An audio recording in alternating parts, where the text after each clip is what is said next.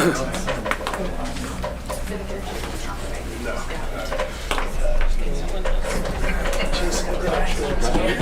to tell. Should we start the meeting and adjourn? 5:30. Yeah. Yeah, we couldn't get that lucky. No. Got 2 more minutes, I guess. Gosh, 1 more minute.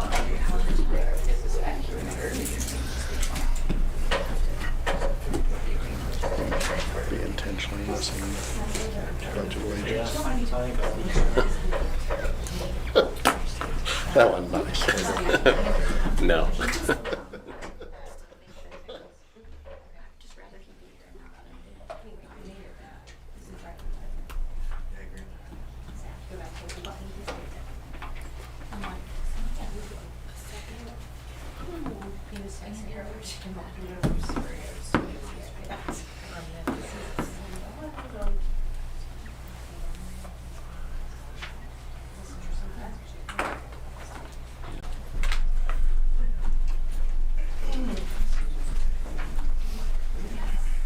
All right, I'm showing 6 o'clock, and let the record show we have 6 board members present. Jessica is not here at the moment. So start off. Pledge of allegiance. I pledge allegiance to the flag of the United States of America and to the republic for which it stands, one nation, under God, indivisible, with liberty and justice for all. All right, first order of business is to approve the agenda. Any additions or corrections? No, I just would make sure you guys noticed that I did adjust the agenda just a little bit earlier today, but I put the presentation from the City of Haven up in presentations instead of it as an agenda item, as we won't take official action. And then I added the memorandum of understanding to number 9. So it should be in your, what you're looking at, but just wanted you to notice that. Okay. If there's no other no changes, look for a motion to approve the agenda. Ken, is there a second? Paul? All those in favor, raise your hand. 6-0. Citizens open forum. I don't have any visitor comments. Anybody want to speak? Okay. Go through that one. Recognitions and presentations. Just Clark was talking about it. Turn that over to you, Clark. Yeah, we've Introductions. got some City of Haven representatives. If you recall, we have talked before about housing in our community, and something that's been lacking for a while. So we've been cautiously optimistic, I would say, that I like to say we're closer now than we've ever been. And so tonight we have, I'm going to introduce 2, and I'm not sure who's all going to speak, but Leslie Atherton, Shannon's better half, and then Kip Hart, and they're going to start us through the conversation and the process that we'll be following for this project. So, Is your preference the podium? No, I can speak from here? yeah, I think so. Okay. Well, just to give you a little bit of background, I know it's one thing to come in here and let you know where we're at, but I think it's kind of important for you to understand where we've come from to get to this point. Haven's Economic Development Committee was resurrected in October of 2011. But to discuss the numbers with you, I have Kip Hart here. He's a municipal advisor with McCliney and Company. He will describe it much better than I ever could. Yeah, good evening. My name is Kip Hart. I'm with McCliney and Company. We are municipal advisors for the city. We have been municipal advisors since 1966. We work with cities, water districts, school districts, sewer districts, and everything else on mostly bonds, but really anything in order to help the city. We work, or cities or municipalities we work with. We work as fiduciaries, which means we put the districts or the city's needs before anything else. So I put together this handout that just gets into how an RHID works. That's the Rural Housing Incentive District.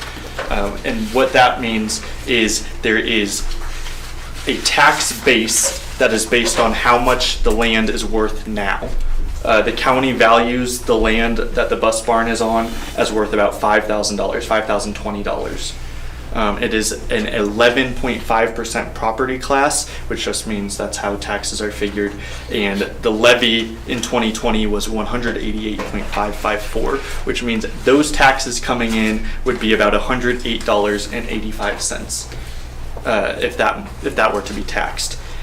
The RHID means that that is taxed normally, and then all improvements, the increase in value, the city gets to capture almost all of that.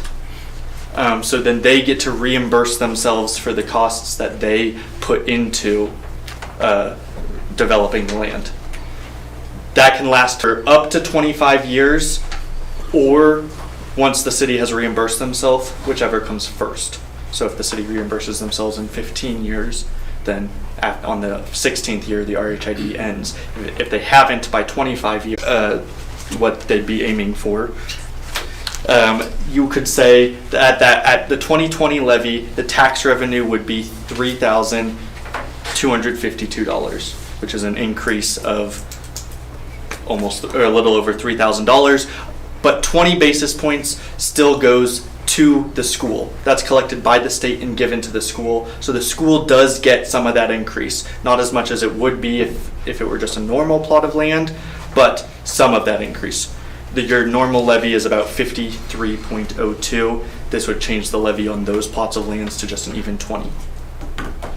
So the school would get about $345 at the most recent levy per plot of land at $150,000 of valuation. The goal is to purchase the land from the school district, the bus barn land. The city would be paying $50,000 to the school district for that land. Then begin the development in 3 phases. The reason for doing that is it gives 3 different opportunities to apply for grants. There's the Moderate Income Housing Grant that can be up to $400,000 per award, and you can apply multiple as opposed to one project of 15 houses. So it gives them opportunities to apply 3 different times by breaking it up into 3 phases, which means a less likely need for some sort of financing for bonds. Instead, the city plans on using $250,000 of their own money and applying for grants up to these 3 times to get this funding to work through these 3 phases. If the demand just skyrockets and in the first year all 3 fill up right away, they can combine the next 2 phases. So having all 3 of these phases also offers a lot of flexibility of if it's going really fast, they can start combining or start adjusting, and if it's going slowly, maybe they can reimagine how that's going to look. But the $50,000 would be part of phase 1. What comes to the school district would be buying the whole plot of land as part of phase 1. So the whole project right now is estimated to be right around the $650,000 mark. It could end up being a little more or less depending on final numbers when these phases come through, but it's estimated to be about $650,000. The grants can award up to $400,000 each time, and the city has $250,000 to give of its own money. So it's very possible that this would never have to be financed, and that it could just all be covered with grant money and city contributions. And the school would then pick up that increase per plot, the 20 mils per plot, for the next up to 25 years, and then it would go to the normal levy of your most recent levy was 53 mils. I know that was a lot. Does anyone have questions about that? Yes. Question, so if they get the grants, Mhm. and then it's paid for that 25 years, and then it goes on the tax roll at that time? Yes, that's Yes. my understanding. Yes, so Right. Yep. Yeah, After it's paid off or after 25 years. whichever sooner. right, so if they get the grants and only, then they can reimburse themselves for their own $250,000 contribution. And then as soon as that's reimbursed, it goes back to the traditional tax roll. Okay. And you have a map, I mean, everybody knows what ground we're talking about. All right, there's a map in here included too that also That has seems stuff important. highlighted, phase 1, 2, and 3, how that would look. Chris, you know, I know you're new to the board, but we're talking about the land Yes. back behind us. sir. So what guarantees are there that all the plots will be developed? Like if phase one goes poorly, what happens to the rest of the land at that point? I think that's something that, that the school board's attorney and our city attorney is here, Andrew Folston. I think that's something that they're working out right now, would be the particulars of that. If we get grant money though from the Kansas Housing Resource Corporation, like they will insist on action or paying back the money. So once we're awarded that for phase 1, I mean, that will have to happen, but I understand what you're asking about phase 2 and 3. And I think, as I understand it from an email I received today, I think the school is maybe would like to have the land back if it became, you know, the conditions looked unfavorable, that it wasn't going to get developed. Is that? There's been, I'm buying, no.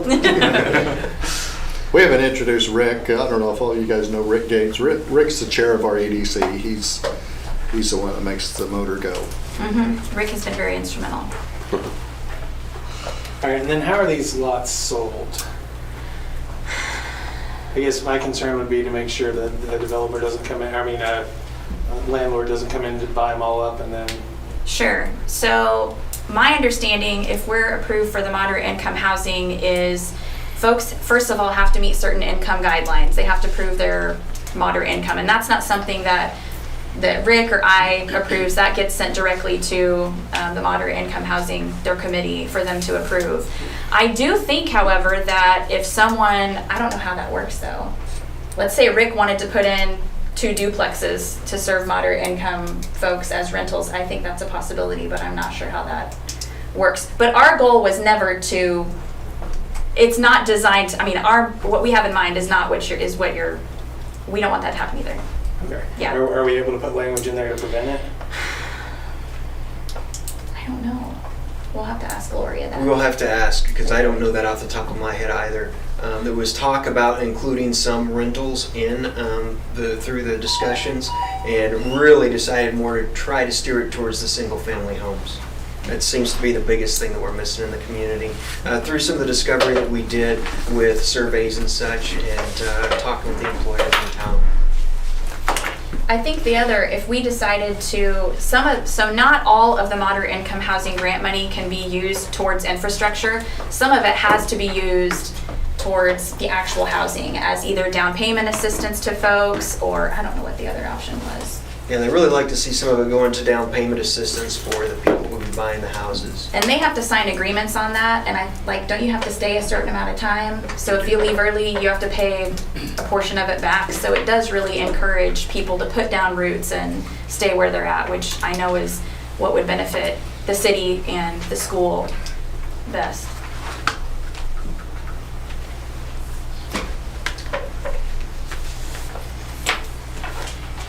Any other questions that we can answer?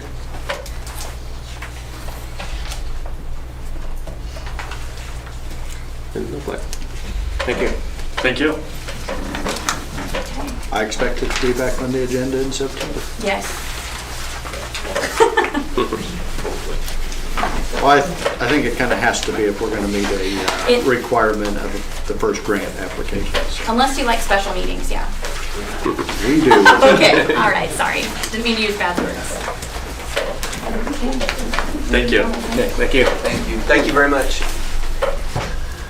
All right, on to the consent agenda. Danelle, financial reports, warrants. Okay, for the month of July, our ending cash was $5,954,876.17. Our expenditures for the month, $704,628.39. Payroll, $92,744.23. The amount of warrants for the month, $797,372.62. Checks over $10,000. City of Haven, $16,000. $552.74 utilities for May. KASB, $13,263.29. It was our 21-22 renewals. KERP, $94,360.89 insurance renewal.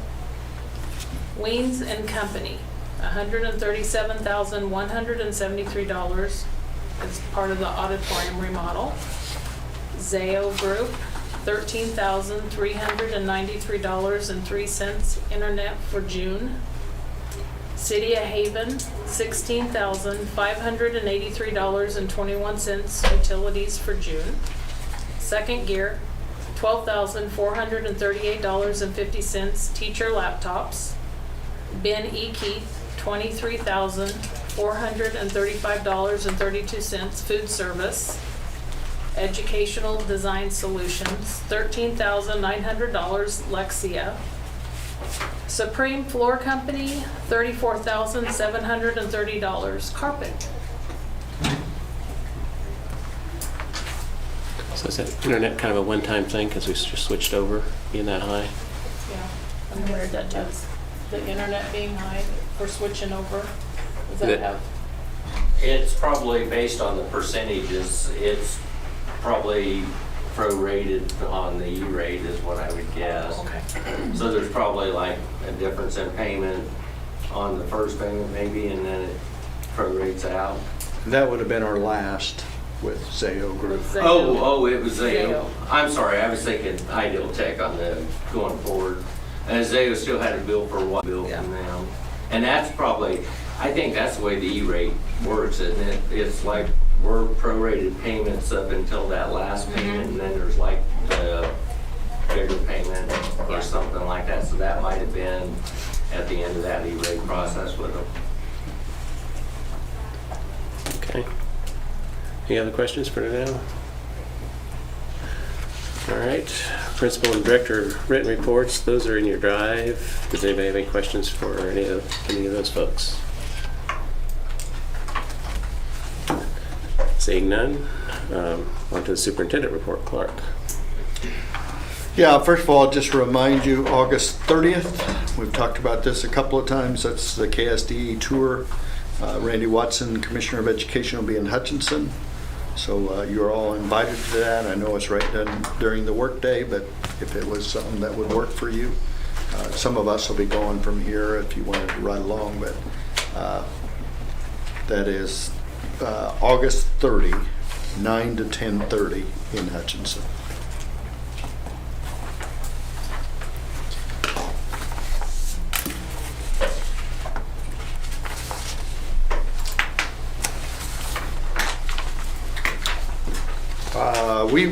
We are really not taking action tonight on what I call Code 99 and a revenue neutral rate publications, but it is time to publish. One short. I got one this morning, I guess.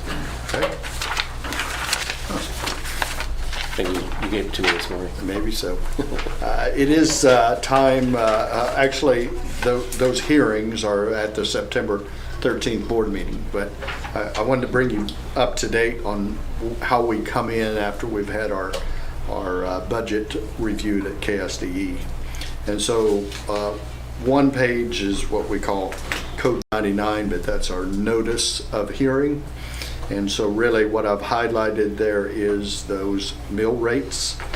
And the good news is our last presenter talked about a 53.0 mill rate, and as you can see, we're proposing to move that down to 50.019.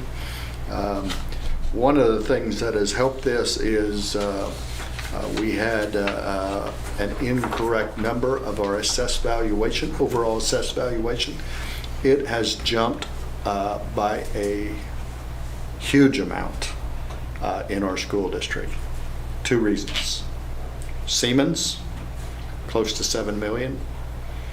And also, I guess I didn't really think about this until somebody identified, but we had some pipelines go through the county here. I think when you go Haven Bueller Road, you can see it out there several times. So our overall assessed valuation has gone up considerably, which means that mill rates tend to go down then. So obviously, general has to be 20, supplemental general down from 16.1.3 to 14.6.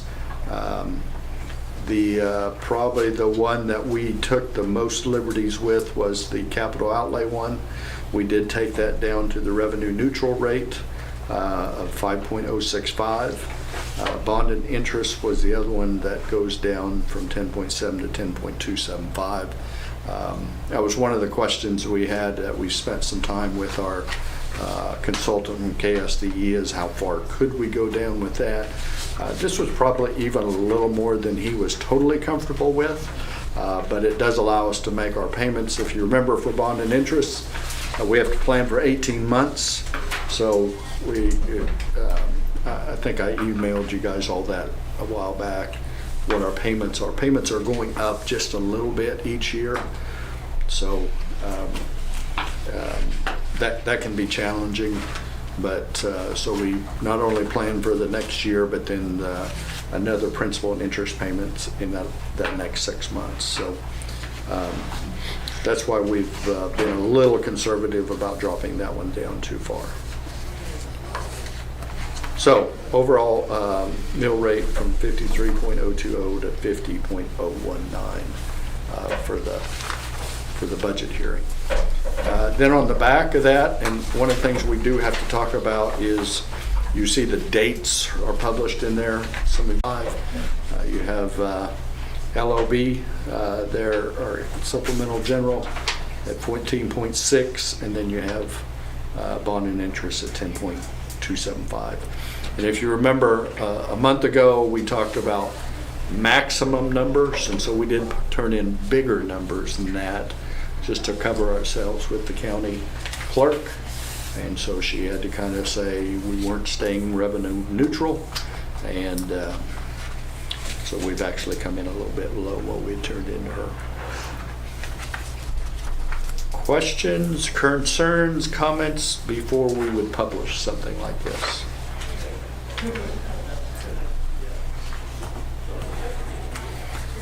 See any?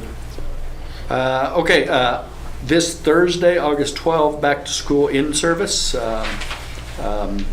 We will have our teaching staff back that morning. Would anyone be interested in coming and doing a welcome back to our teachers? I'm all over that. You'll do it? Absolutely. Absolutely. That's my jam. That'll be great. Yeah, we're gonna. How much time do I have? Well, we'll talk about that. We better. Would also mention that tomorrow several of us are going to Topeka. Once again, Cherie, you might have noticed in her report, food service program is continuing to be recognized.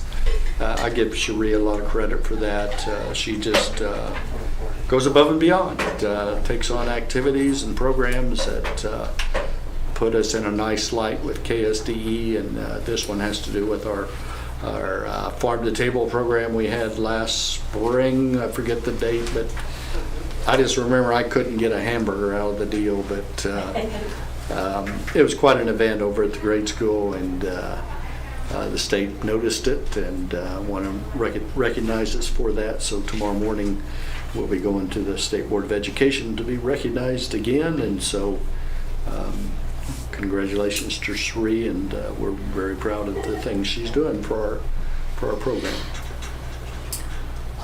Last bit of news that I have is, it says auditorium delay. So not our best news, but we've had a delay in our seats. They were actually supposed to be here by now. And a couple of weeks ago, we got a message that they were going to be a month delayed in their arrival.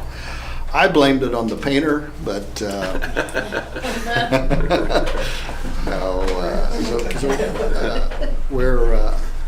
we're disappointed in that. Originally they said September 3rd would be our finish line, but I'm not sure when that finish line will be. But we weren't planning on using it for our back to school, and Dr. Morris said they'll make it work, and ideally we would have it and be showing it off as kids come back to school, but it's not going to quite work that way. So, Everything else is done except the seats then, or will be done? well, it's interesting because I asked that question, can you go ahead and do the flooring and the carpeting and everything else? And they did not want to do that. They want the seats to go in first so they know exactly where they're at before they put the carpet. If you remember, the carpet's just in the aisles, so they wanted to make sure that was right where it needed to be. So, With the ceiling and the floor part of it, that will be done though first, won't it? well, we're going to make a little change to the floor, and so they put a clear finish on it, and we decided we wanted something with some color to it. We think that'll hide some of the older blemishes that you could always see in there, and concrete have been patched and things like that. So we're going to have a change order to make that a gray, a darker gray color. So that's not, it's clear right now. But other than that, there's not much happening there right now. The lighting and sound guy was there the other day at enrollment, and they had the music cranked up pretty good during enrollment, but it sounded wonderful. So we think we're going to have a nice upgrade. So, but it's really not much to look at right now. That's all I have. Okay. On to the Verpo report, Dr. Moore. Good evening. Well, I want to first of all apologize. I wasn't here the last board meeting. I took an opportunity to run down with my family to vacation, and I did catch it on live stream. And the whole time I was, I can answer that. I get it, you know. And so Mr. Weedle asked me to come and kind of chat with you tonight about a council that we had started for anti-discrimination. We originally were named the Diversity and Inclusion Council. That council was originally put together, I think the best way to kind of break it to you is history, kind of present, and kind of future outlook. Historically, we found it to be somewhat relevant to start some kind of a committee to start looking at discrimination and looking at acceptance and those kinds of things. Due to some friction we had with some patrons in our district that had said, hey, we have some interest in this. And so Clark had asked, hey, can you start this at the high school? We're going to run this a little bit as a pilot program to see what we can do with that. So we did. We've only met once right before school was out last year to kind of discuss what our goals were, what our aspirations were for our kids and our staff. We figured kind of our first step would be assessing our staff, surveying our staff where they're at when it comes to things. Questions like, are you comfortable with tough conversations with kids? A kid comes up and asks a tough question about something, or are you ready to have that conversation with them? If it has to do with race, if it has to do with history or something like that, you know, what's your comfort level? Getting to know that from our staff is an important thing when it comes to the way that we address kids at school. Also, you know, kind of the point there with our staff was to start beginning to work on, I think what I would best relate to is nesting. How do we nest our classroom? Who's in your class? What makes those kids up? Learning disability, regular education, student different race, student of different gender, you know, those kinds of things. And who's in your class? How do you get to know them? And how can you best fit education for them? So meeting the needs of diverse learning. So I feel like we'd kind of start with that. At that point, I'd kind of said, hey, start exploring some different ideas and thoughts and processes we can have towards, you know, starting a diversity council. And then phase 2 could very well be what will we implement towards our students, you know, when it comes to doing those things as well. I think present-wise as well, we've got our former name, Diversity and Inclusion. Diversity, we define how does including involving people of different range and different backgrounds. Inclusion, we define that as inclusion is an action of state, or action or state, including being included in a group or structure. So how do we give our students a feeling of belonging? One of the best practices in education is connecting with your students. And often, how do we get a kid to make them feel comfortable and belonged in somewhere where they have the right to be? And so that would be worked into our second phase there of working with our students. Kind of looking through one part that I always do when I look at proposed policies and those kinds of things is look at comparables, what's out there. I wasn't able to find another school district that's doing critical race theory policy yet. I have found some House bills and stuff that have passed into law. Oklahoma and Arizona are both doing that. Oklahoma Bill 1775, Arizona Bill 2906. We're both very close language to Mr. Weissel's 8 items there. I believe it was 8 items there. I would say through that process I did see there was some attention from state ACLUs with that.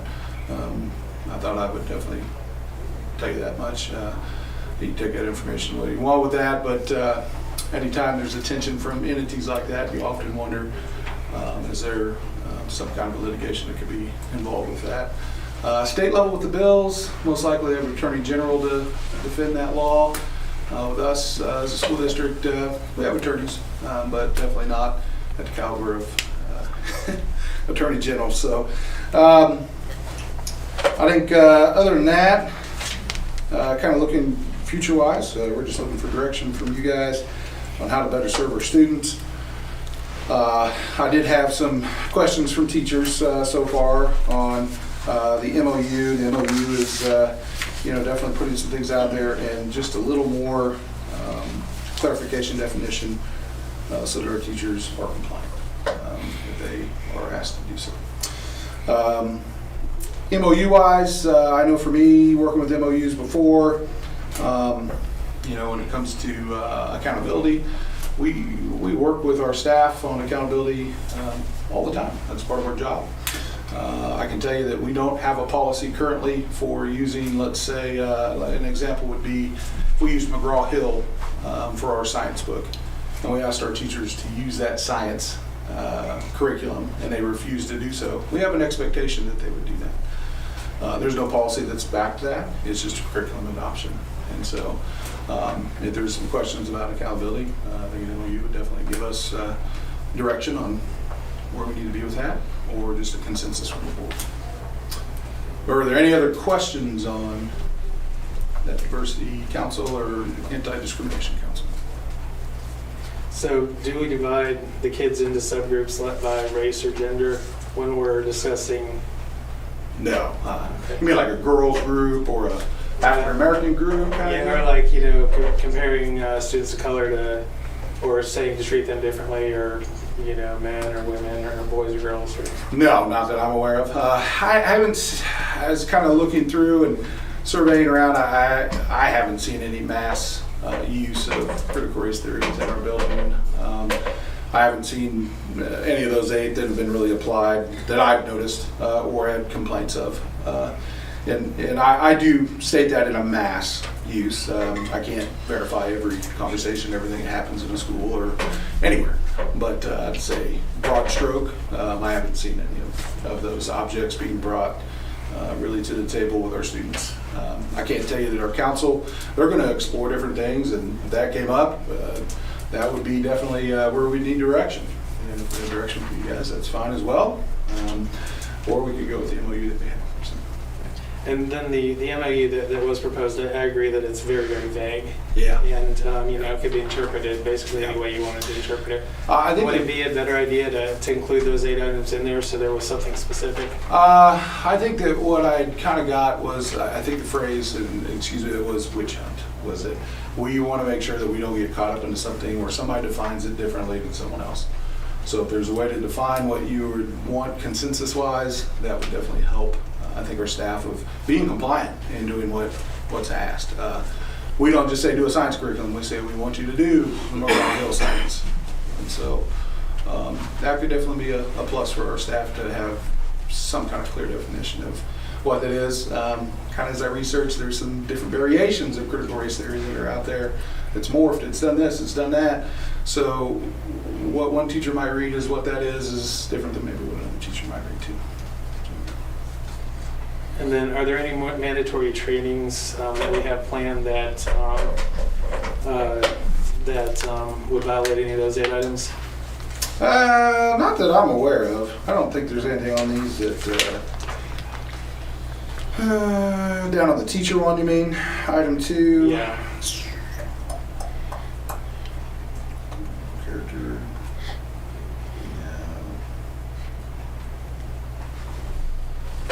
I don't see much there.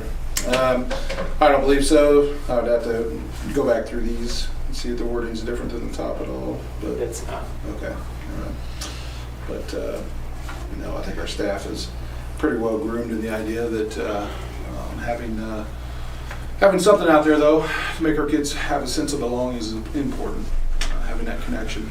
One such thing that we do right now is creating a sense of belonging. Is we ask kids, who do you connect with in the building, and they'll tell us what staff members. And there are some kids that say, yeah, I don't really connect with anybody other than the custodian, let's say, or other than my math teacher. And we want to build on those relationships to where we get those kids with more connections with our staff, and then we can also start looking at connection with other kids. Is there a club we can put you in that or introduce you to that they'll make you feel a sense of belonging here? They have a property right no matter who they are, and we have to, I think, do best practice to make sure they feel a sense of belonging with us. So.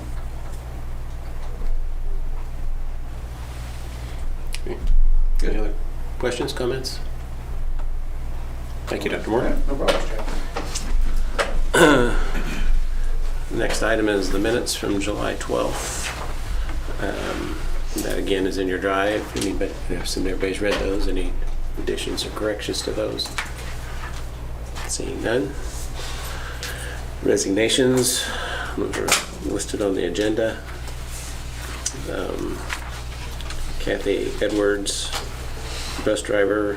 Tina Galen, case sponsor. Susan Karch, driver. Susan Banman, HGS teacher, title teacher, and Stephanie Drake, a custodian at the middle school and high school.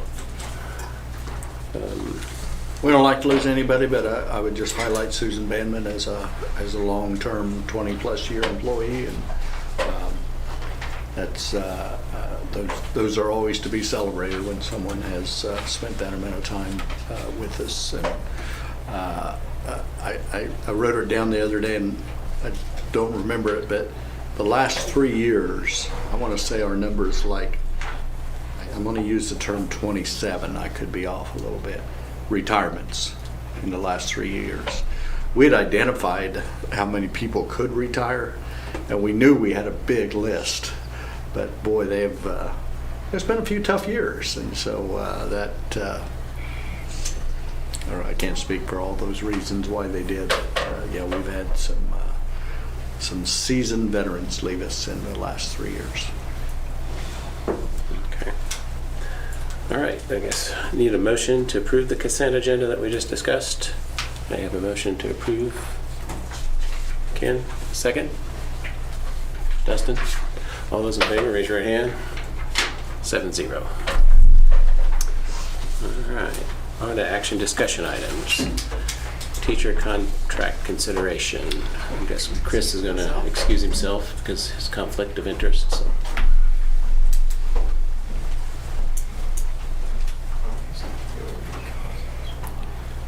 Just to bring you up to date, once again, this is Dustin and Jessica doing a lot of this. It wasn't too bad this year. Went just fine. The bottom line is a 2.75 increase. That's to all steps on our pay scale.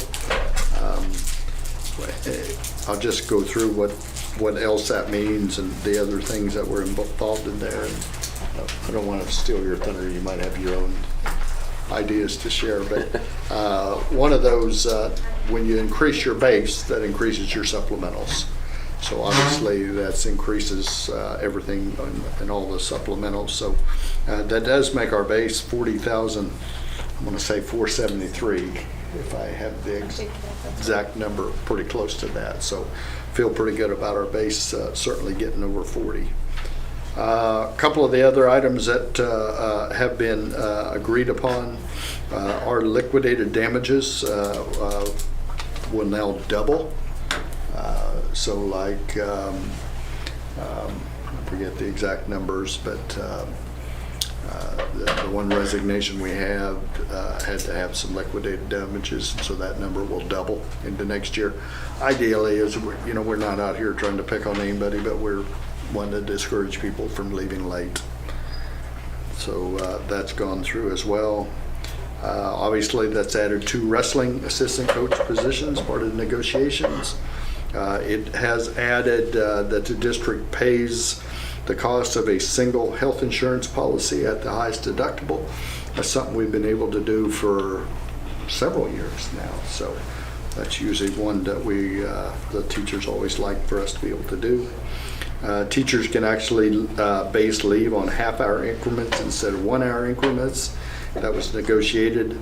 PDC points are in our district can be used to move over on the pay scale and make additional money. That'll be based on the previous 5 years only for column movement. That's some new language in there. I think that's all I had in there. Anything from you guys to add? I think so. So the teachers have voted and approved that, so now it's back to the board level for consideration, and I would certainly recommend to approve that contract with our teachers. Thank you, Justin and Jessica, will work on that. Do I have a motion to approve? You make a motion? Okay, Paul makes it. Is there a second? Dustin? I'll give it to Dustin this time. Okay, all those in favor, raise your right hand. 6-0, and Chris can come back in now.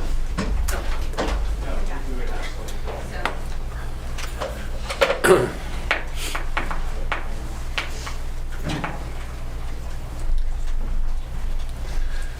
right.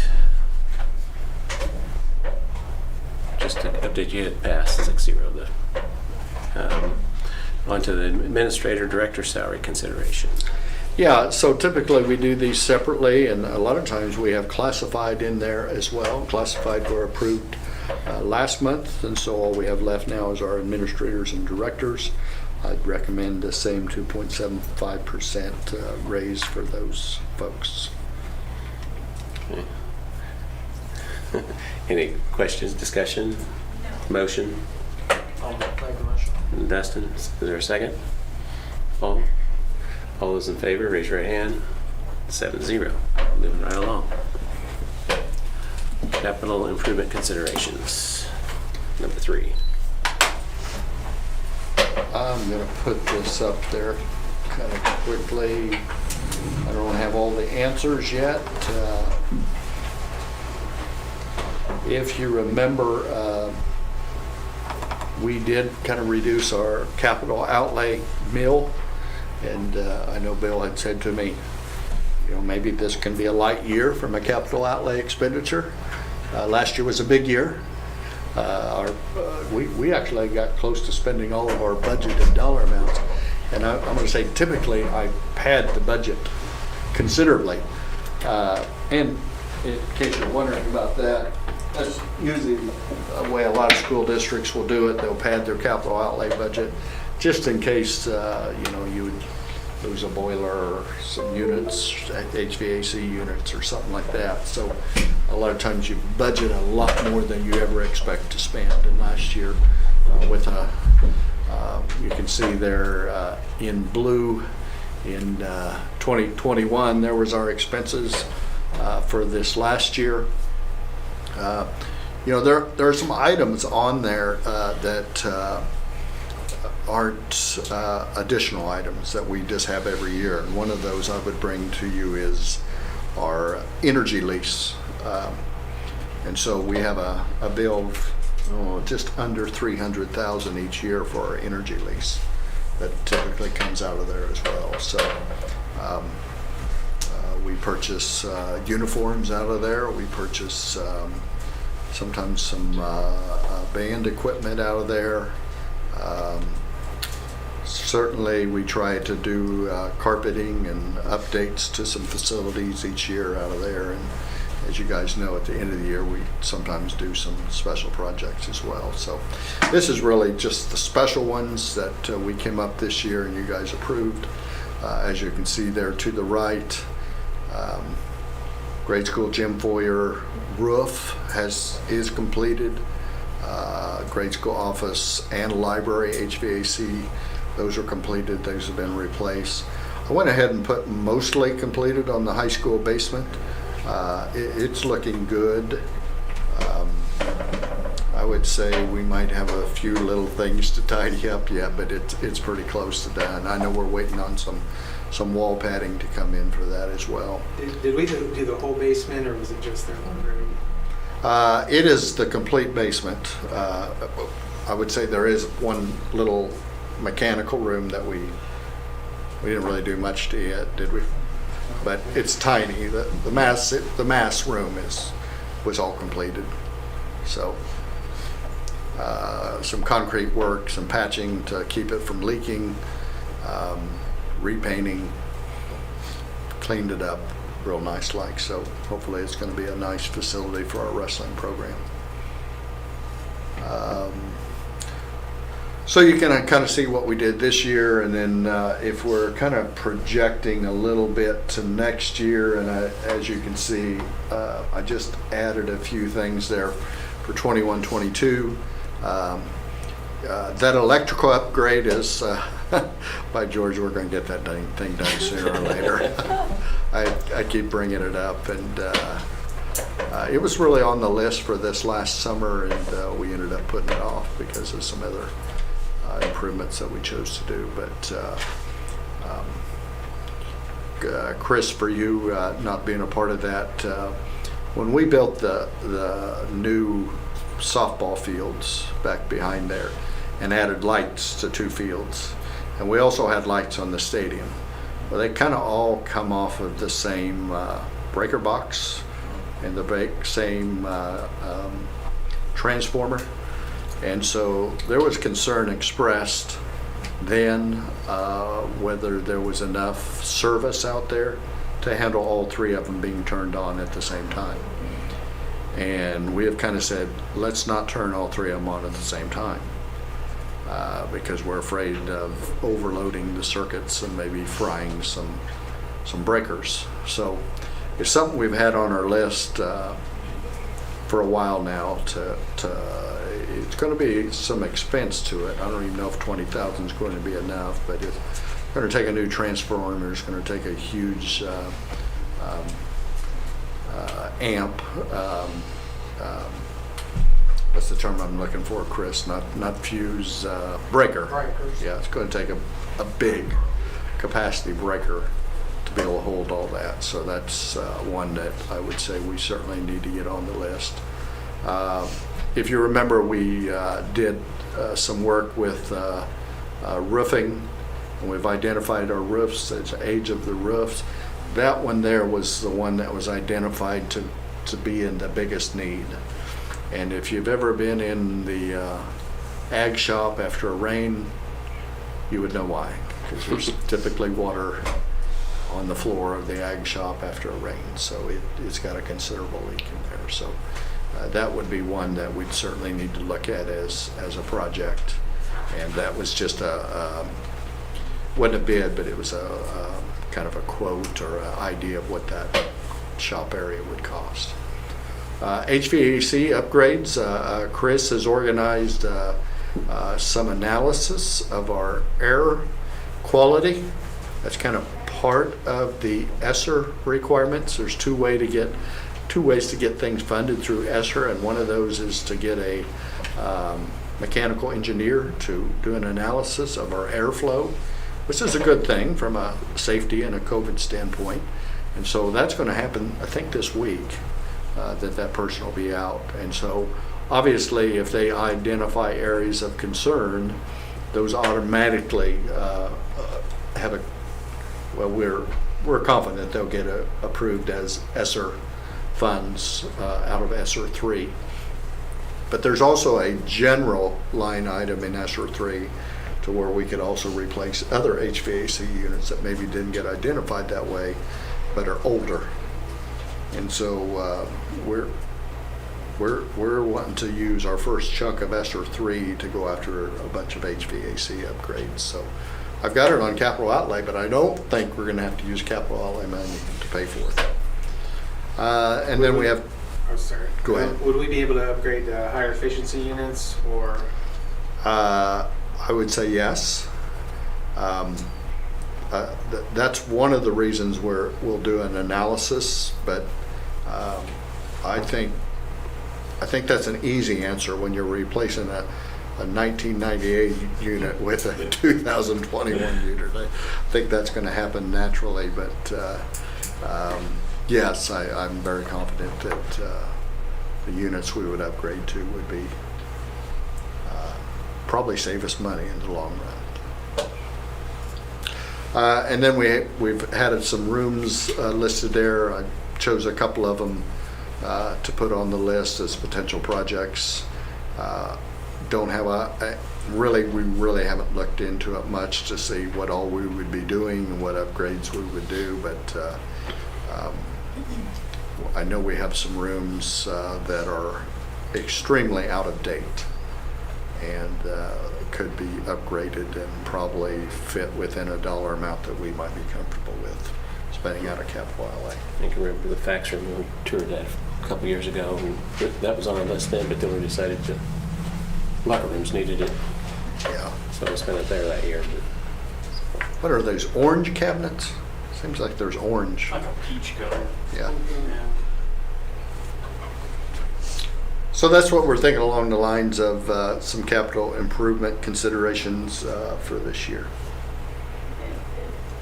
Clark, I've got a silly question, and you probably don't have the answer to this today, but it's something I was thinking about.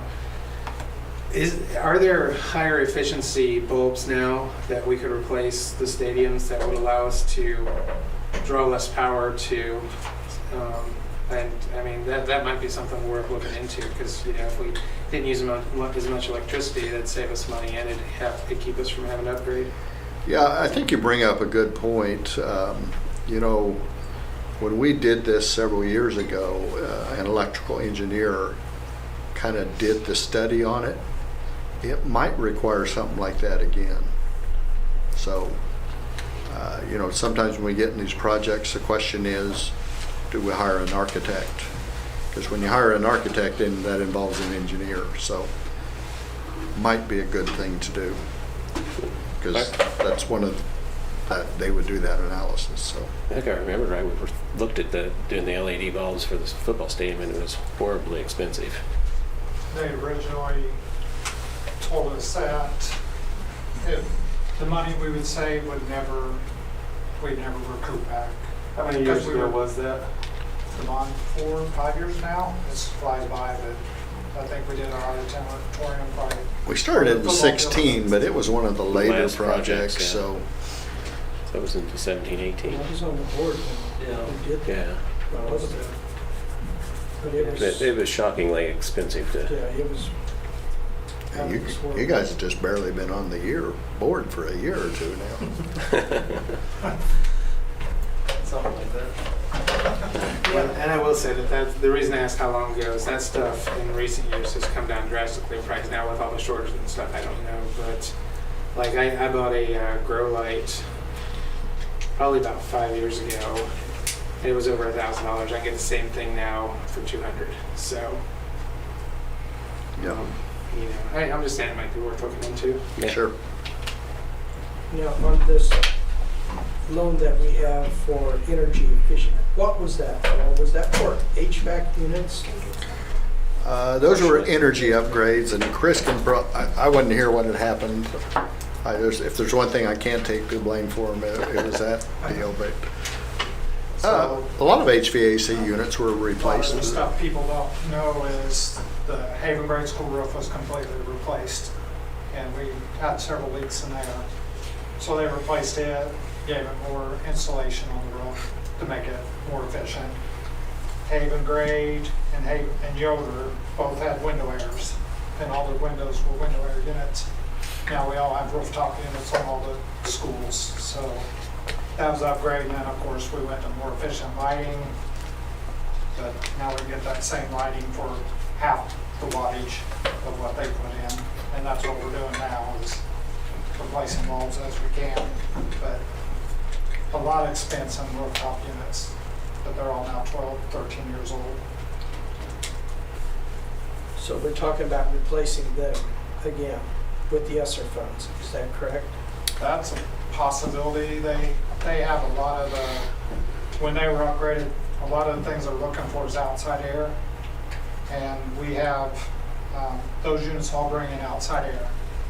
So those would be ones I'm guessing they're not going to identify through ESSER funding, but maybe through what Clark was saying on we can identify units, but when they come to an air quality, they're going to say probably not on those units because they already bring in outside air, which is what we're trying to get, is outside air in the buildings. And we're gonna have units that are gonna be older than them. Definitely. I'm gonna say there may be 2008 or something like that units. And I know the ones, we just went through the inventory and looked at them. And I think we started at 2000 and went older, if I recall right. So, I mean, the good news is we have some extra money that we believe we can use for it. So it's just a matter of how many. How much is left on that loan? Bill For knows that. when it pays off, right? I bet Bill knows all about it. We refinanced it here, what, 3 years ago? Yeah. And I think it was refinanced for 10, It was 2018, I think it's maturity, isn't it? Or 2028. 2020. It did it in Yeah. 2018 for 10 years. That was a 20-year deal. Not such a good thing on stuff that doesn't last 20 years, but that's what it was. It's better than it was, though. What, $30,000 or so, $40,000 a year we saved by refinancing. That's good. Because I think at that 10-year mark, you had an option to do that, and that's why we did it. We didn't have the money to pay it all off, so. So it goes till 2028 then? I think that's right, without looking. That's but what I recall. So another 7 years. Yeah. But at least there's a light at the end of the tunnel, I guess. It 20 years is a long time to amortize something out that doesn't last necessarily 20 years. That's right. But that's the way it was done. Okay. I guess No that- action? no action on that, just information, right? So, on to number 4, executive session for personnel. Include the board and you. That's correct. Okay. Bring that up here. I can find it. How much time do we need? Yeah, how much time? 10 minutes? 15 minutes? Yes. 12 minutes? Oh, I have 7:01, so 7:15 till 7. That'd be fine. Okay. If I can find that here. Nope. I move the board recess to executive session to discuss issues with current staff members pursuant to the non-elected personnel exception under KOMA. The open meeting shall resume at 7:15 to include the board and Clark Beadle. I'll second that. All those in favor? 7-0. Sorry, that's right there. That's good.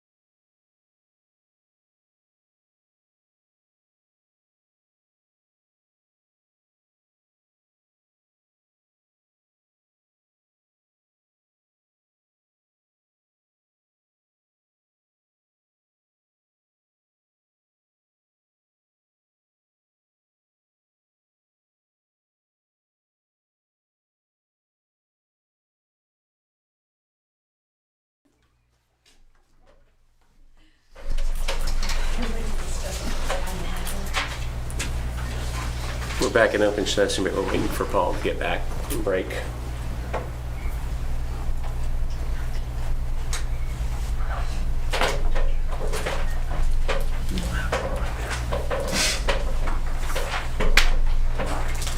Should have worked that into my school board agreement.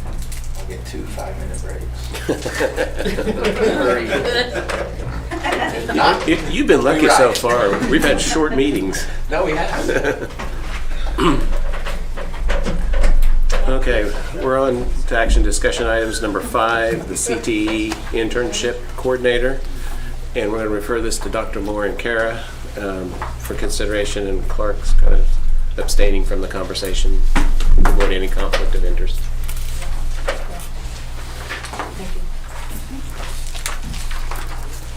You want to go ahead? Yeah, she's passing out just a job description there.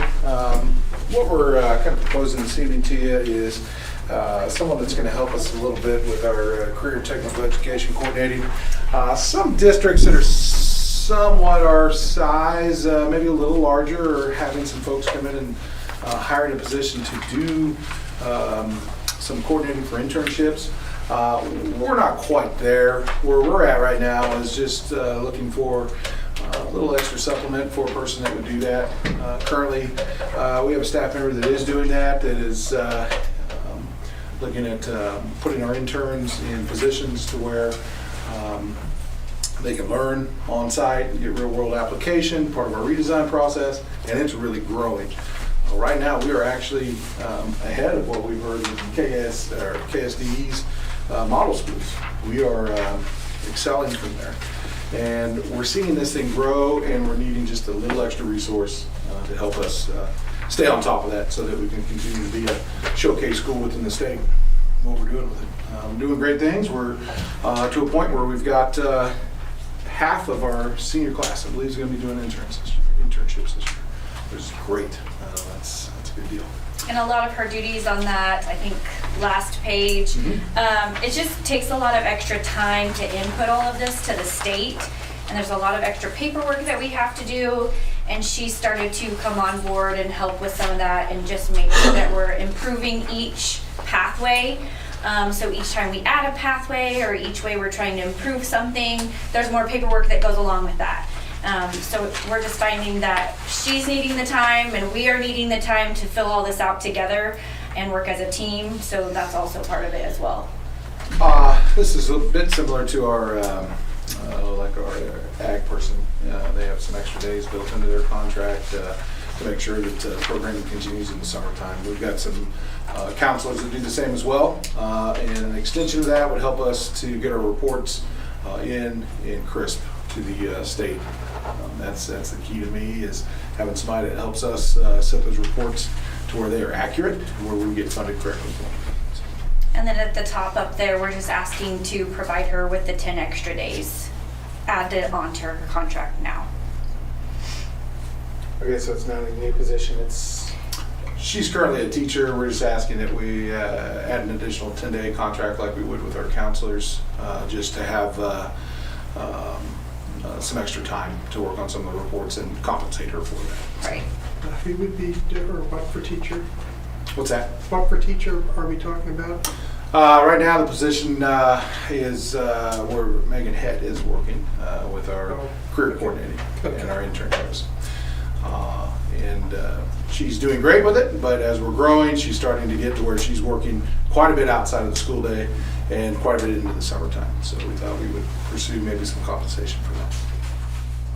You said you have half of the seniors participating now? I think we had 25 that are signed up right now out of the 50-ish to do internships. And her job is to visit the site at some point, talk to that person they're coordinating with, and also set up plans with the students as they progress through that internship. Some of that's nested on top of another class that she already teaches and some things like that. So she's got a pretty good task ahead of her, and this is just probably And turning all of that into KSDE as well. So that's how we get funding and that's how we count our post-secondary students. So she's got to do a lot with that as well. This is kind of beside the point, but how do the internships work? Is that something they're doing, like 7th hour, or how? What's neat about it is the state's allowed us to get pretty versatile with that. We've even had kids that work on the weekend, and that counts as hours. You think about any internship an adult might do, it doesn't have to necessarily be at a certain time, here or there, as long as they're getting the hours in. But a good portion of ours are during the school day. Many of them may start the day there, and may end the day there. We had some pretty neat ones this last year that kids explored, and I think the coolest thing was the smile on her face and ours, I think, when they gave their end of the year presentation. And we had kids go, I love this. This was awesome. This is what I do. And I had kids go, I hate it. I don't want to do that ever again. And that's what we want going into college, so they're not wasting that money, or going into tech school, so they're not wasting the money, and they're getting into doing what they want to do. And she's been a huge part of getting that coordinated. And again, this is a fair compensation, I think, at this point, with the direction we're going with that program. Yeah, would we provide transportation to that?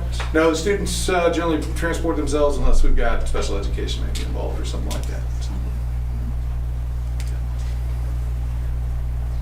Yeah, I mean, I've subbed in her class several times before, a board member, and I mean, it's a pretty sweet program. I remember thinking, I wish I had this, and yeah, I mean, really what she's done to reach out to our community and surrounding communities. I mean, kids are telling me all these different businesses they're a part of, even the hospital. I mean, just really cool stuff. And like you said, I remember talking to a girl specifically who was like, yeah, I did this job, hated it. Now I know I don't want to do that. Now I'm going to cosmetology school instead, and so I think it's really valuable for our students. I think for me, I would relate this a little bit to kind of the same process as a coach. We're career coaching here.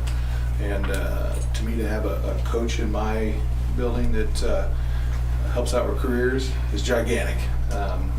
Alongside, sports do all those fun things, but this is also huge with getting our kids in the right direction. And again, she's been putting in enough hours. I think this last year we decided we went from about 12 or 13 kids to about 25 now of internships. And for her to be able to manage that, we need to probably compensate her some extra times. Is it only open to seniors, or can juniors do it too? Seniors, for the most part. Juniors will start exploring that direction, and then it's just a progression into that. They just didn't know if they could do it one year. They didn't like whatever they did, and they want to try something different. At this point, we just have it with the seniors, and some of that is just can we get them to gain a certification before they go and do that internship? That's a huge part too. You got kids that get their CNA and then are able to go internship at the hospital in Hutch or something like that. That's that building block. Yeah. Yep. It's a great program. It really is. I think next year when we do the presentation, we invite us, everybody. They're amazing. That's my favorite part, is to watch these kids do these. It's pretty cool. Yes. Pretty cool. And I think for us too is having a few of these kids back at some point to even talk to our junior and senior classes and move forward to say, try it, try something new, go out and explore and get some direction. So we're really proud of where the program's at. We're really proud of where it's at compared to the schools in the state, and we want to keep it that way. We're just thinking that 10-day would give her some compensation and give her a little bit of a little boost of energy to continue to keep climbing. We'd love to have almost every kid at some point. Sounds like she's putting in at least that much time, if not She's more. putting a lot of time in. Yeah. Do we need a motion? Yeah, I guess we. Any other questions or comments? And if not, I'll make a motion that we go and accept, or add 10 days to this, for this job position. description. Okay. For this job. Okay.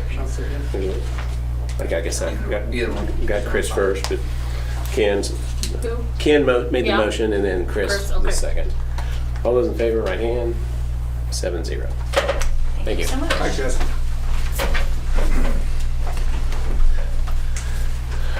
Approval of contracts and work agreements. Number 6. Okay, those are listed down at the bottom of your agenda. First of all, in contracts, you see several people listed there as part of our district leadership team. That was one of the things we kind of negotiated with the teachers, is to make that our one main committee work. And so there's 8 of them listed there that'll become our teacher district leadership team leaders. We've got some job descriptions for those, ongoing meetings. They'll be part of the MDSS program, they'll be part of the school improvement program, they'll be part of the calendar committee, so they're just going to fill several roles in that. And then you see Diane Freeman, grade school, 3rd grade. That was a good turnaround there. We had that late resignation. We're able to get a new teacher hired there.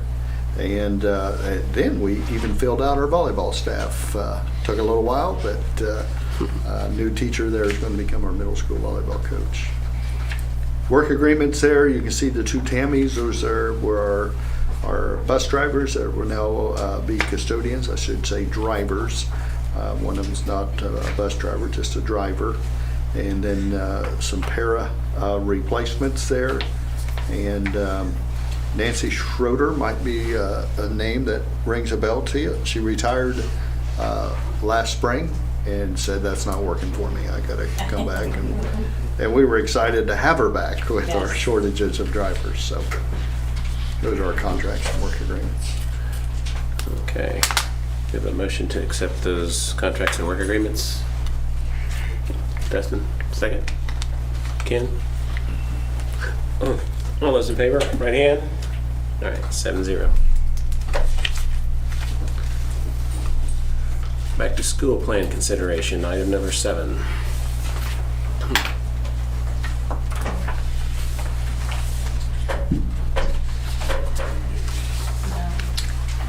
One of our favorite things to talk about. I got an extra this time.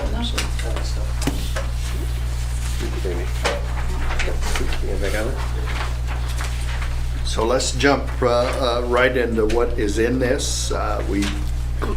School's starting next week, so we've got to have a plan in place. So first of all, right there under, let's start with the big one, wearing a mask. So the language there says exactly what it did last spring when we left. Face coverings are recommended for student staff with final decision to be made by families and employees. Please be respectful. The second bullet part's the new one, the one that's got our attention. We had a Zoom last Thursday, Commissioner of Education, and they shared this new federal requirement. If you've traveled, you know they're sticklers for airports,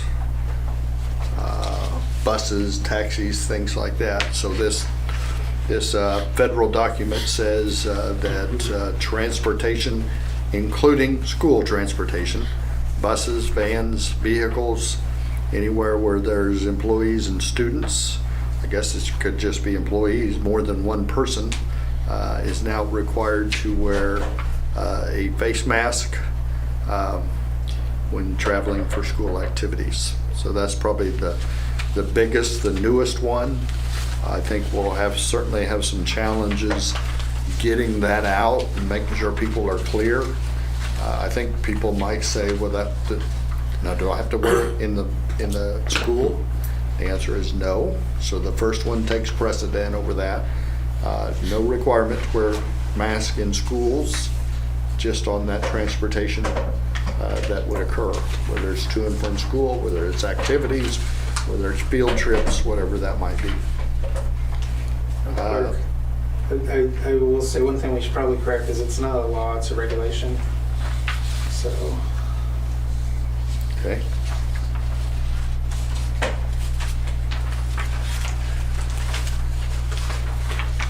And then same regulation says that that the conveyor or the school bus should provide masks. If and you probably should do some time to look that up, but right in the thing it says the conveyor should provide masks for people that show up without one. Are we planning to do that? I would say we did a lot of that last year, right, when we were in masks. We'll want to encourage people to have their own, but sure, I mean, we know we have to do some of that. The stickler really comes because it's ESSER funds or federal funds. Well, right. That was the question, and masks. it's a double-edged sword. It's not all that popular right now, and so people have said, what's the clout? What's going to make us do that? And then they said, well, you have ESSER funds coming, and as you know, we have 1.1 million in ESSER 3 funds, so that's what they've said, that could be withheld from you if you weren't in compliance.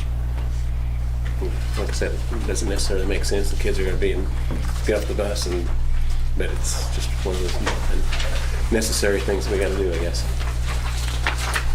They're paying us to wear masks. You know, I'll go on, and obviously we can always come back to it, but I've highlighted just a few things. Top of that second page, I said to Bill this morning, sometimes you want to know what your what-ifs are. This has been in there for a while. The use of micro cohorts will be considered if substantial COVID concerns resurface. And I want you to hear why kind of that's in there. If you remember, younger kids can't have the vaccine, older kids can. There seems to be a little difference there. We have no idea how many of our kids have had it. There's some concern about even asking. It's a health record, and so I don't know that somebody would have to tell us if they've had a vaccine or not. But when I brought that up, Mrs. Scott said, "Oh gosh, we don't want to go back to that. That was miserable." And I said, that would be the first choice to go back to, in my opinion, because it keeps kids in school. And it keeps them with their teacher in school. And I would say we had a lot, well, let me rephrase that. I don't know that anybody had a lot of compliments, but the ones we had dealt with keeping the young kids in school. So I don't know when that is. We don't really have a gating criteria that tells us when that is. The county kind of had one at one time. It doesn't seem to be in place at this point. So, the plan is to start school as much as normal as possible. Masks will be optional in the buildings, and to get started and see how it goes. Just a couple more, and then I'll touch base with you guys at the end here.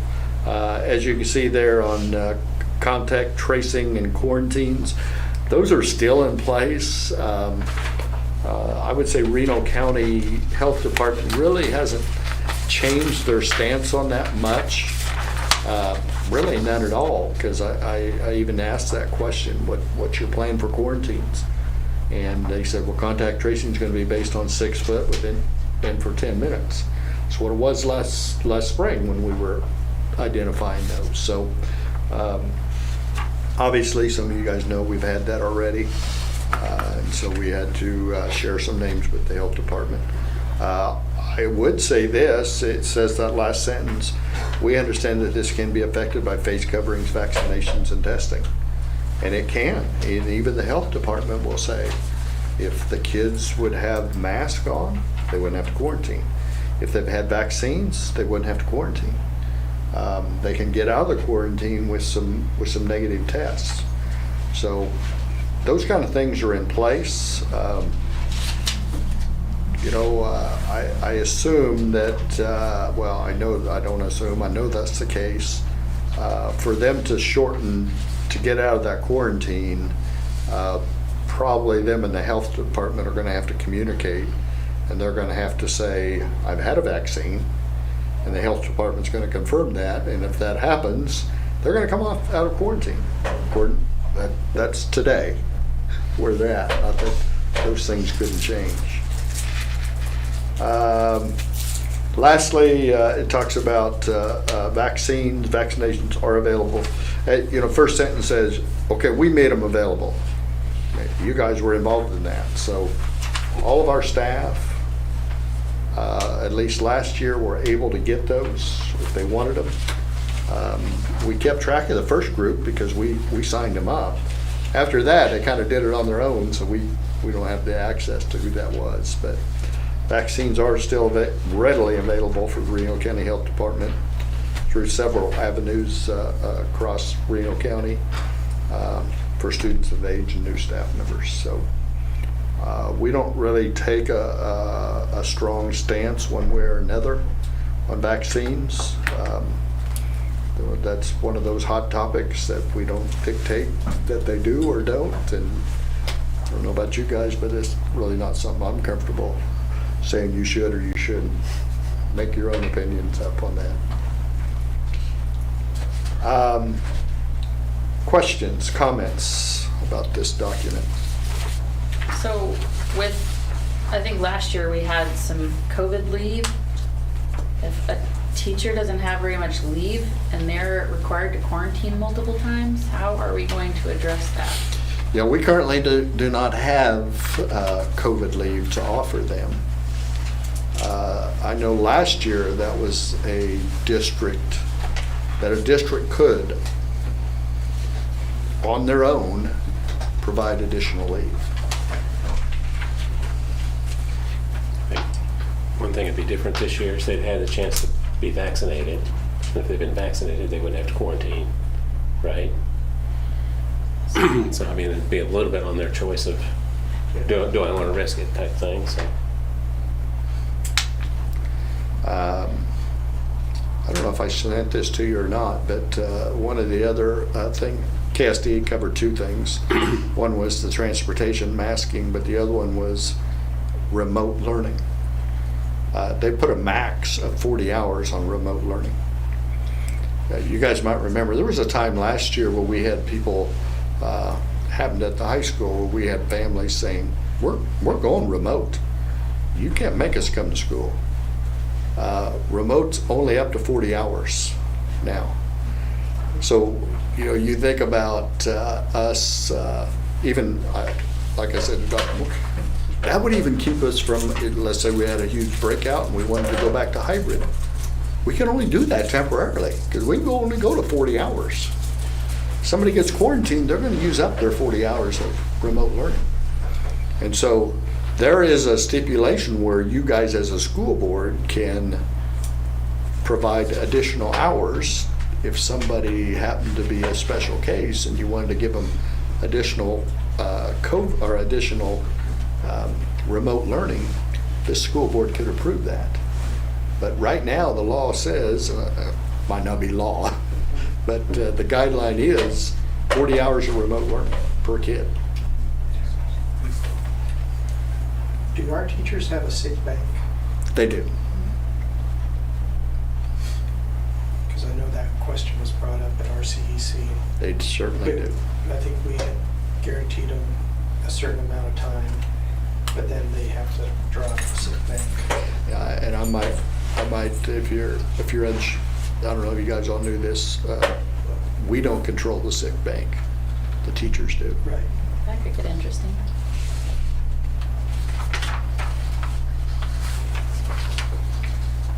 And before we get all to gloom and doom, I do want to share some numbers. So of all the people that have died from this under the age of 18 nationwide, mask, no mask, in person, special needs, everybody, there's been less than 400 children, 18 or under, that have died with it. Every single one of them, without exception, so 0 exceptions to this, had something at least as bad as leukemia, which is pretty serious. And they have not done any follow-up testing to see if they actually died from the comorbidity that they had, or if they died from the virus. And so there is, if you've got a healthy kid, there is statistically a 0% chance that they will get killed from this virus. Another thing is there has not been a single super spreader event in any single school in the country. And there's also not been a single super spreader event in any outside venue in the country. And we're talking about states that didn't have a mask requirement, states that are warmer than us, states that are colder than us, big cities, small countries, or small rural areas. So our kids are safe. And I think we need to get that out there and say, hey, there is statistically a 0% chance that your kid will die from this. unless they have a serious comorbidity, at least as serious as leukemia.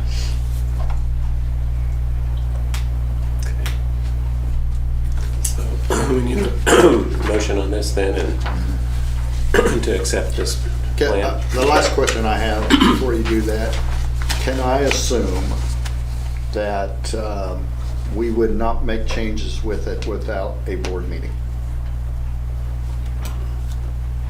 To the plan. Yeah. So if all of a sudden the numbers got crazy, and I start getting antsy about making a change, or we all start getting emails that we would potentially call a special board meeting to make any changes. I agree with that. Okay. I think we got a kind of consensus on that, so looking for a motion to approve the back to school plan. Chris, second. John, I'll give it to John this time. All those in favor? Right hand, 7-0. ESSER applications, ESSER 2 applications, number 8. We just wanted to bring you up to date on ESSER 2. We have now made an application to spend all of the money. I wanted you to see what all that included. I'm sure you know the first request, but now it also includes the second request.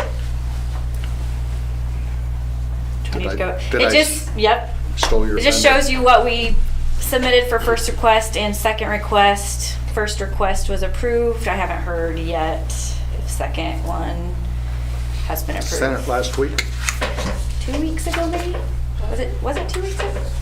We'll see if it's on the state board agenda. We'll see. But Sheree will check on that. all of ESSER 2 is called for, so. Any questions? Or Clark can answer them too. So this fills up all the ESSER 2 funds, and then the next one's the ESSER 3. Right. That's the big one. ESSER 3 It's is. 1.1, another This- million in top. on This top one of was it. what, 495 or something? Yeah, 497. something close to that. Christmas trees, huh? I know. I might point out, one of the things they really push is they want you to address learning loss. And so you see several things in this that do that. Summer programs, after-school programs, interventionists, things like that, all intended to address learning loss. And we'll have Do we to, have many people attend summer school? I think so. I saw a little crew at the grade school this summer. I can't remember the exact numbers, but it was, we Grade had a school. great turnout at the grade school. Yeah. I remember seeing Yeah. I would think, COVID aside, I think people enjoyed the summer program. Good. That's a good thing. I have a question about that. Did we, or, no, I'm gonna ask you later. Okay. So what counselor is it middle school, high school, that counselor is halftime? We made the middle school was only half-time, and now she's full-time. Oh, okay, gotcha. And she's at middle school and Yoder. Oh, okay. Okay, I guess there's no action, that was just information, right? That's correct. Okay, any other questions? If not, we'll move on to number 9. The memorandum of understanding from last meeting. Yeah. Verbiage. So last month, we kind of approved the memorandum of understanding, and I've tried to put some language to it. And I guess the question is, do we want to put this out? Dr. Moore talked about teachers. We'll have our teachers showing up on Thursday, and I'll have some time with them to just bring them up to date. And I'll certainly cover the back-to-school plan, but this was something else that I would expect to get some questions on. And what do you want to do with this document?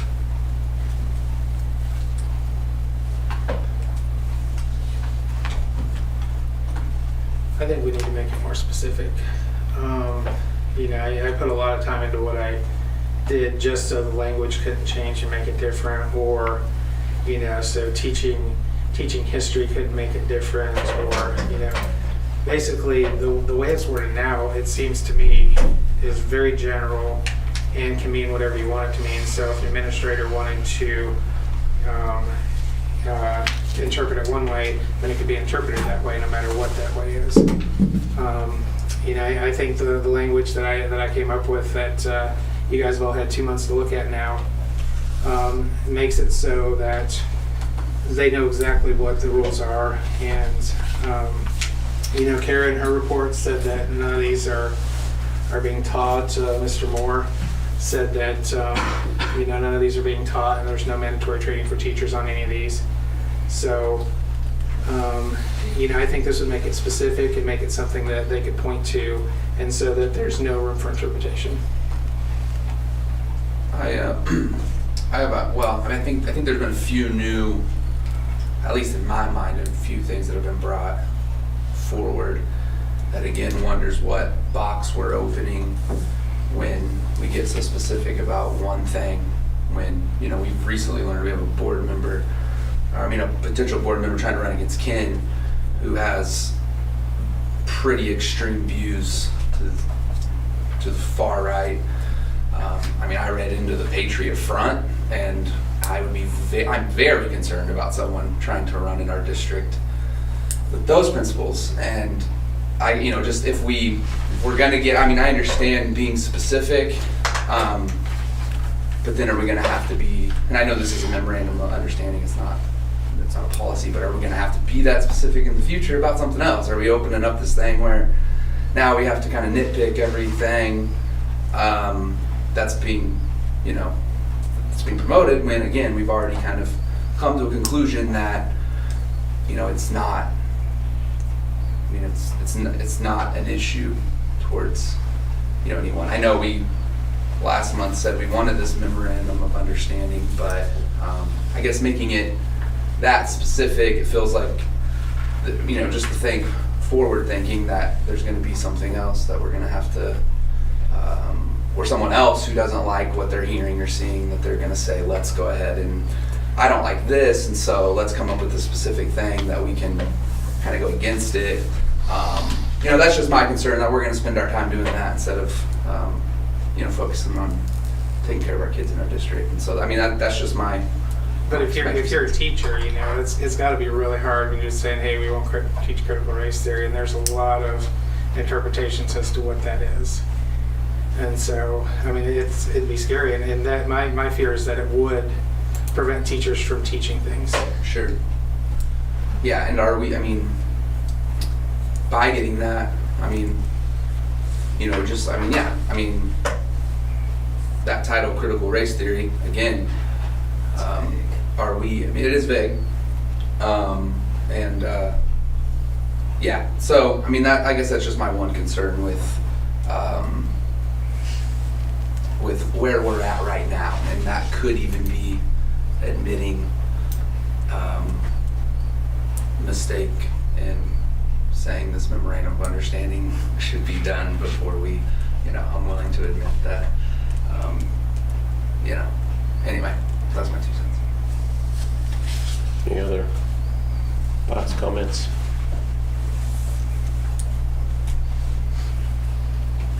I just might add, to me, we don't have to post this. I'm not pushing that on you. We don't have to post it.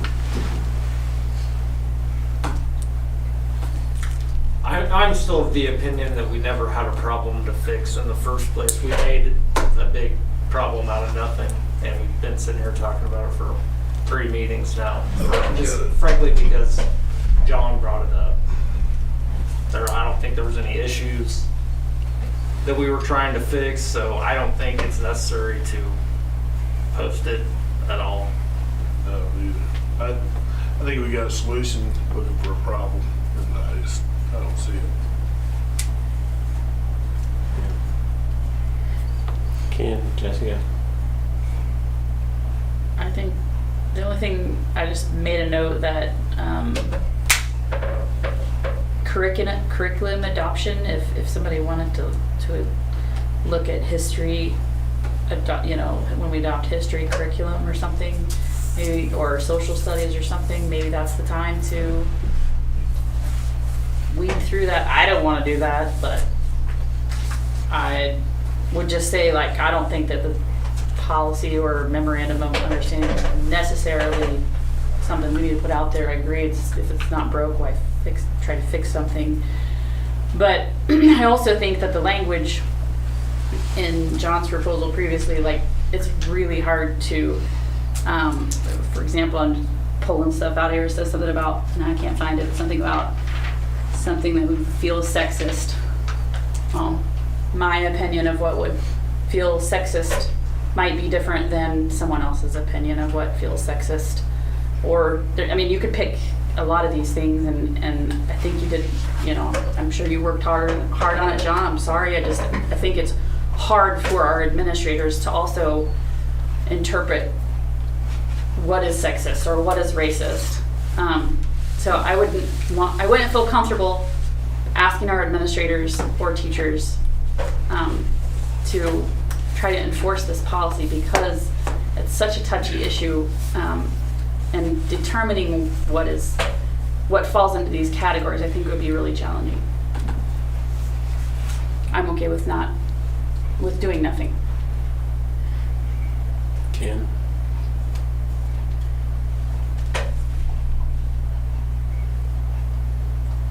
There's some of the language here that I do like, that, we recognize that discriminatory practice, prejudice, and beliefs need to be identified and discontinued.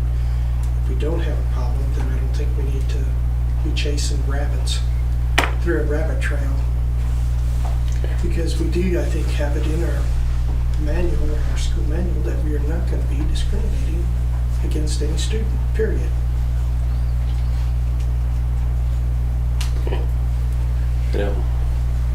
Last month we had a lot of us kind of was deferring it back to the states, and I mean, they're the ones that are, and even Dr. Moore mentioned that tonight, if we have a policy, we're on our own, we have to defend it.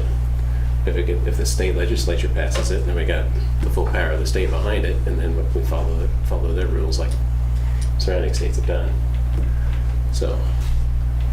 Well, and when I proposed this, I did not intend for this to be controversial. In fact, Clark was the one that suggested making a policy, until you came to me at the, I forget when it was, and said, well, hey, we've got some advocacy groups that are looking at this and saying that there's some real problems there with that section, and so I changed it to make the wording more specific, and I thought we were good to go, and then all of a sudden we weren't. And it made me think, well, what changed? And then, we got the email from the advocacy group that was, one of the things was LGBTQ integration in elementary schools. One of the proposals they wanted to put in Yoder, and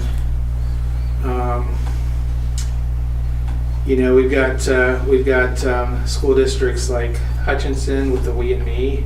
You've got school districts like Shawnee Mission, who actually paid $400,000 to implement critical theory into their classroom. You've got over 6,000 teachers nationwide that have signed a pledge publicly to teach critical theory, even if it's banned in the school, and even if the school or the state makes it illegal. And over 24 of those are in Kansas.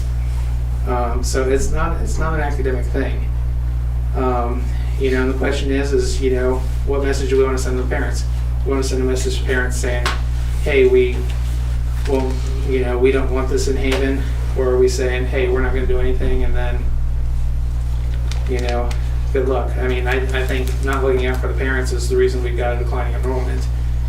And if we would look out for the parents and the students and make sure that, we've got things in place to protect them, even if it's just in case, then I think our enrollment would improve. I think if we took a stand and said, hey, not in Haven, that there would be people in Hutchinson and other areas that are saying, hey, this is the stuff that my kid is bringing home. Haven has a memorandum of understanding that says that we won't be teaching this, and so,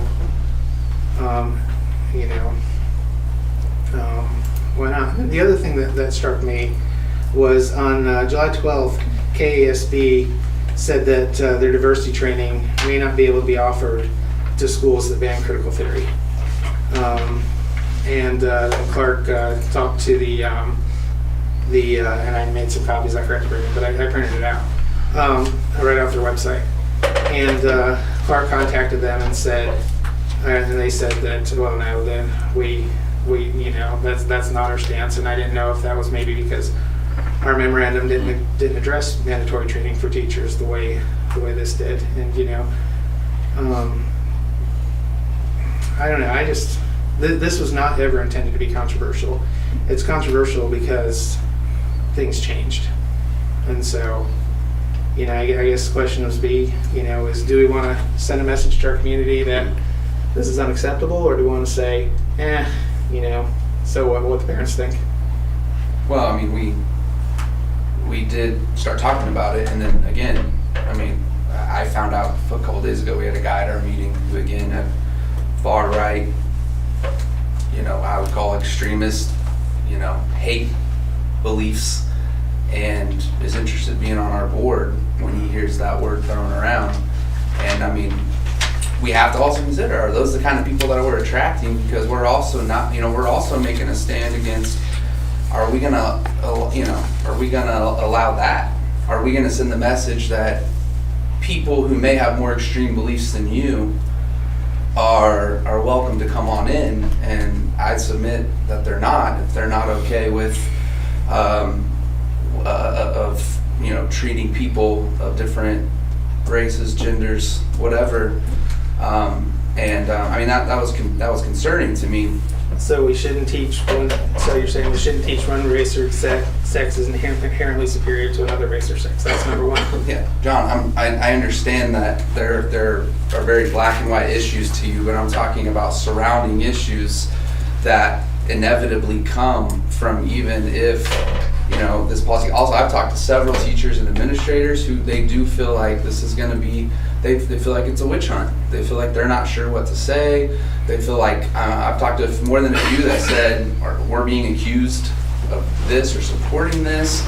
And I mean, we talk about division, and as a board, I want to tell our teachers and administrators, I think they're doing their job. I think they're doing a good job, and that from our board, they don't have to worry about it. And we have your document.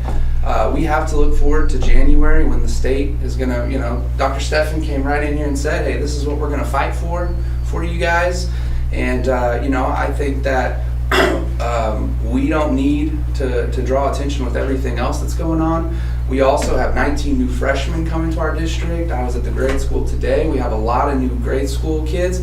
They said we've lost some, but they said we've gained more than we lost. And so it seems to me that what kind of we're doing, our district isn't in this great peril. And, we have a lot of things to consider. I think that, right now, a lot of people have said it's not a problem. We can keep our eye on it. We can go forward. And, I don't think everything's going to fall apart between August and January. And I will say too, just to address one other thing, in order to file to run for school board, you had to do that by June 1st. That was well before this was brought up. So I think the two aren't related. Sure. Okay. And I'm not trying to make a connection between you and him at all. Okay, so I guess if there's anybody who wants to make a motion to adopt this verbiage, if not, we'll just move on. I'll make a motion to drop the original language as a memorandum that I proposed 2 months ago as a memorandum of understanding. Not the one that's in our drive, but the one that your right, policy. Yeah, and it's in the drive as well. Yeah. Okay. Is there a second? I'm not quite sure that I understood. He's wanting basically a memorandum of understanding to be his 8 policy points. Is that correct? Yeah, rather than making it policy as I originally proposed, make it a memorandum of understanding that we won't teach this or require teachers to be taught this, rather than making it board policy. So, any second? Okay, it looks like you're thinking. Do you want? No, just Okay. All right. So motion fails for lack of a second. And then there's this other memorandum that Clark had put together. Does anybody wants to put that, reduce that to writing, I guess? And I think this one would be very problematic because it's so general and could be used as a witch hunt. Okay. And there's no motion, so no action, so just, we will not have anything in writing. Go ahead and go on to reports. RCEC report. Ken? I was on vacation last week. I was in Colorado, so I didn't go. Well, me too. What, were you in Durango? Lake City. By the way, I did put the RCEC report card in there, so that, I think that was their fourth quarter report card, so just information about their services for our district. And where our funding has come from. So I do know that they did approve the teacher's contract, so it's. Okay. Going to board member reports then. John, you have anything? I mean, I'll be taking my kid out of the district. Okay. Ken? It's a shame that you guys aren't looking out for our kids. Ken? I don't have anything. Tessie? I'm good. Jessica? I just had a question, I guess, if anybody thought this would be a good idea. I have an interest in seeing the wrestling room when it's finished in the auditorium. And I think, I don't remember for sure how we did everything, but I felt like we did like a ribbon cutting or something, or maybe the chamber did a ribbon cutting for our new gym once it was open. And I just think it's one of those ways we can show off. I think one of our district goals, which is too far away for me to see, is to promote our district. And I think that might be a neat way, if we can, to have, I don't know if the chamber would be interested.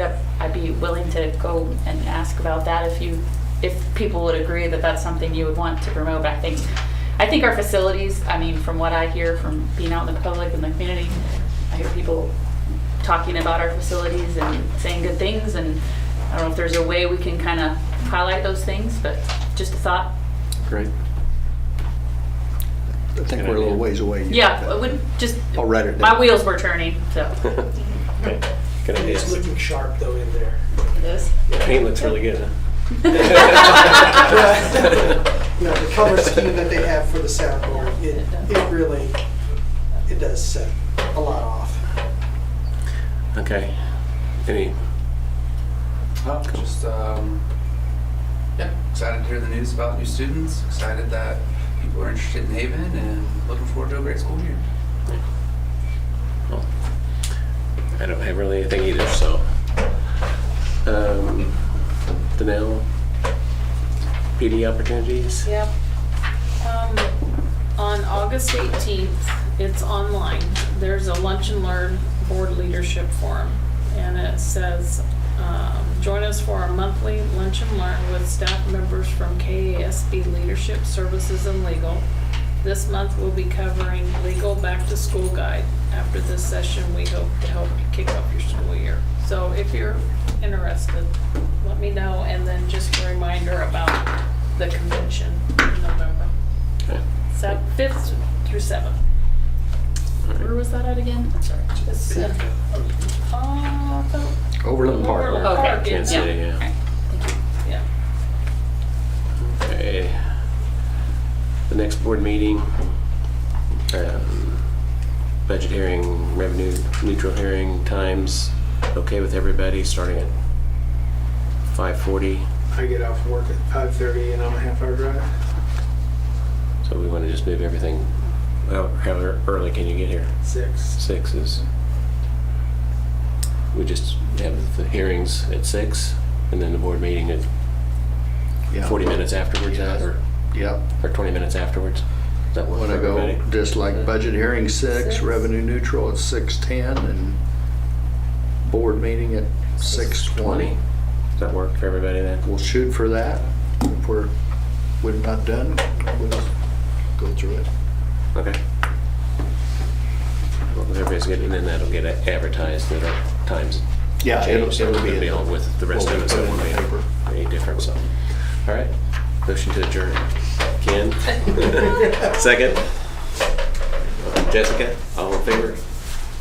7-0. Thank you guys. Don't forget your sign.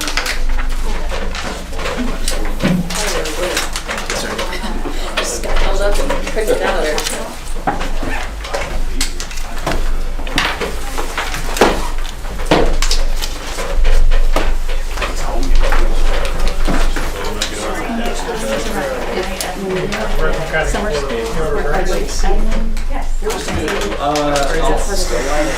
Or I guess they don't have Yes, and they're on west or north, east of Silverton. so it's interrupted that because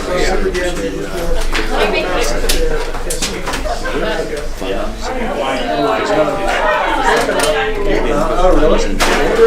office secretary. No cell service, no TV. Of course, Laura